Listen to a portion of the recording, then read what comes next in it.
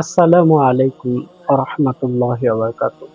আলহামদুলিল্লাহ, আল্লাহ তাআলার দরবারে লাখো কোটি শুকরিয়া যে মহান আল্লাহ সুবহানাহু ওয়া তাআলা আমাদেরকে দুনিয়াতে পাঠাইছেন।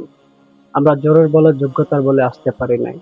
মুহতারাম হাজিরিন, প্যারে ভাই, দোস্ত, বুজুর্গ, আজিজ, আল্লাহ তাআলা আমাদেরকে দুনিয়াতে পাঠাইছেন। আমরা আসি নাই, আল্লাহ তাআলাই আমাদেরকে পাঠাইছেন।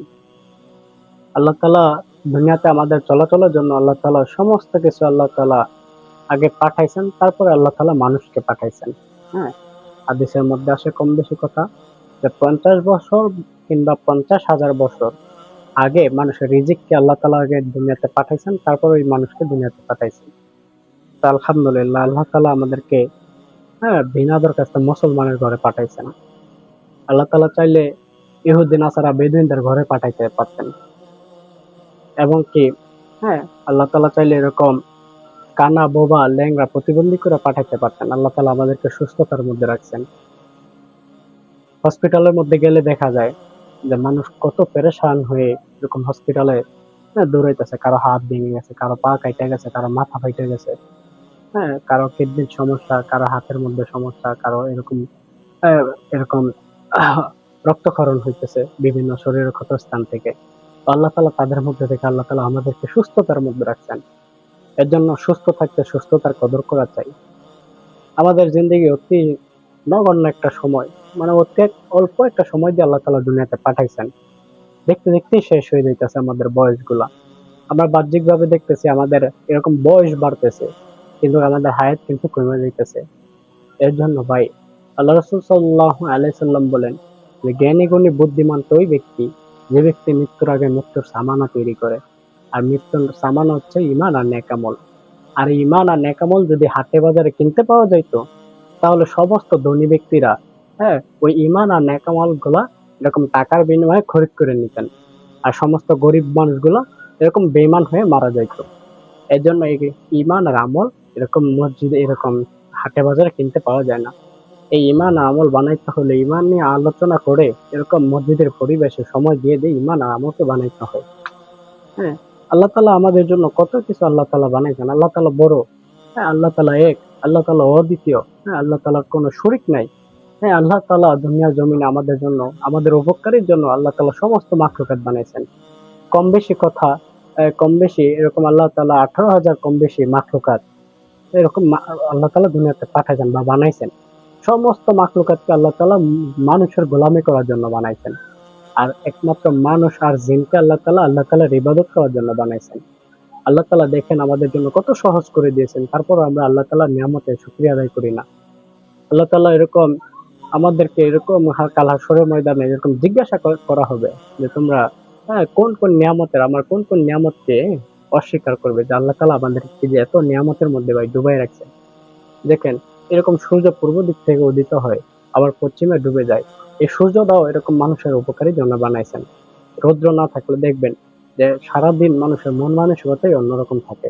আবার যদি সারাক্ষণ বৃষ্টি হইতে থাকে, তখন মানুষের মন মানসিকতা আরো নষ্ট হয়ে থাকে।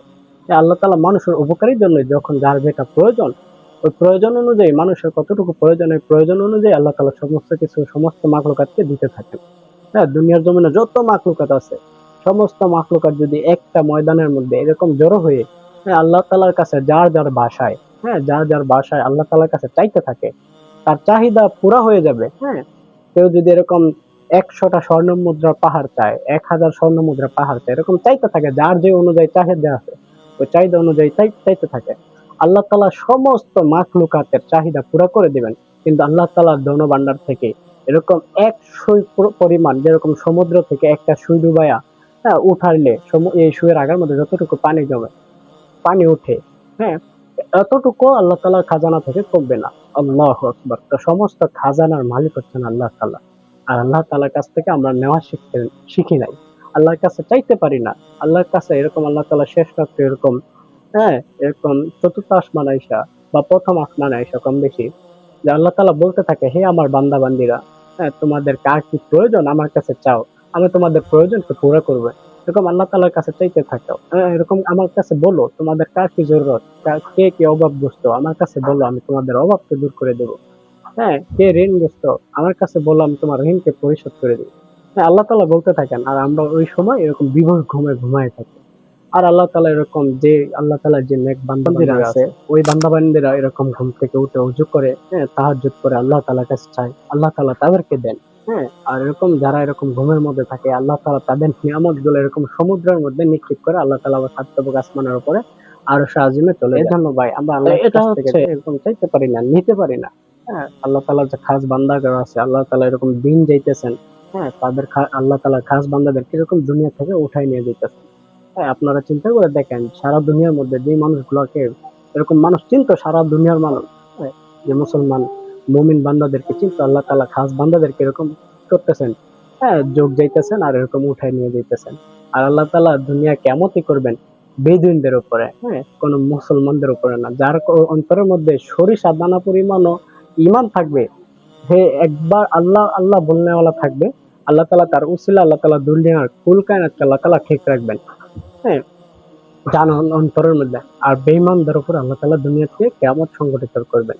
এর জন্য ভাই, হ্যাঁ, আমাদের আল্লাহ তাআলা আমাদেরকে তৌফিক দান করেন। আমরা বেশি, বেশি এরকম মসজিদে সময় দেওয়ার চেষ্টা করি। অন্তত ৫ ওয়াক্ত নামাজটা পড়ি ভাই। ভাই নামাজের ব্যাপারে কোনো ওজর হইবে না ভাই। হ্যাঁ, ওজর ব্যতীত নামাজ ছাড়া যাইবে না ভাই। হ্যাঁ? কাল হাশরের ময়দানে আল্লাহ তাআলা নামাজের হিসাবে প্রথম নিবেন। আর নামাজের মধ্যে এরকম ফজর থেকেই শুরু হবে। এজন্য আল্লাহ তাআলা আমাদেরকে ৫ ওয়াক্ত নামাজ জামাতের সাথে পড়ার তৌফিক দান করেন। সুবহানাল্লাহি ওয়া বিহামদি, সুবহানাকাল্লাহুম্মা ওয়া বিহামদিকা, আশহাদু আল্লা ইলাহা ইল্লা আনতা, আস্তাগফিরুকা ওয়া আতুবু ইলাইক। আসসালামু আলাইকুম ওয়া রাহমাতুল্লাহি ওয়া বারাকাতুহু।